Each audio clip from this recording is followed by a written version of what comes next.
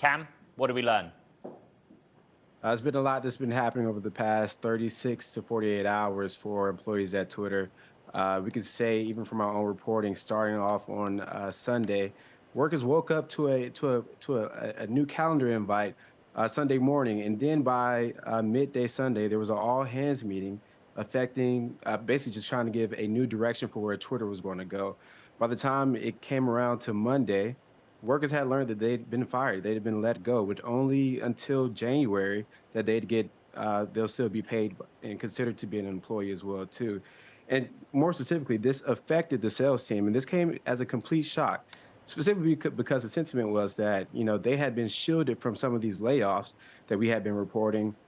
Not only have our viewers been watching this, employees at Twitter have been watching our reporting as well too, because they didn't know what was coming up next. But the whole thought process and the sentiment was that they wouldn't be affected by these layoffs because one thing that Twitter needed was revenue, and the sales team Yeah. was the main driving force behind those things. So this came as a complete shock for a lot of workers. Cameron, at the moment, I think at the bottom of the story, it really shows that at one point it was 7,000 workers before Musk. We're now looking at an employee internal counter of 2,750. How much is there still to go? How much do we inherently need to support a overall social media empire such as Twitter? There's got to be real concerns here.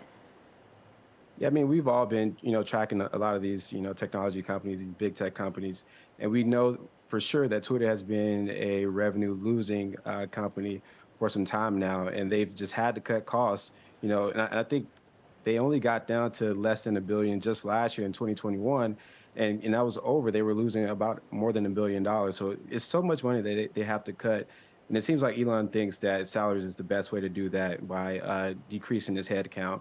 I think the wheels are definitely spinning over there. I think nobody knows where this roller coaster is headed next, and everybody's on their toes, walking on eggshells. Well, Cam, that's what I wanted to ask you about. You and I and the team, we have heard from a lot of former and current employees, right? A lot of sources inside the company have been confused about what's going on. What is the sentiment among staff that are left at Twitter? Yeah, even for those that are left at Twitter, as your guest in the last segment said, they are still looking externally. They're keeping the training wheels going.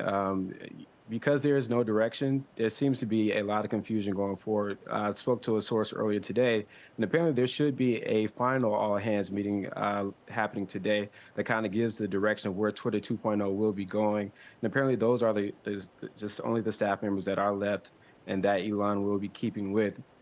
But that was supposed to be the thought with the last all hands meeting. So you never know if this could be the next one, if this could be the final one. So nobody knows. We're sticking close to the situation, and we'll monitor it on Bloomberg.com as well.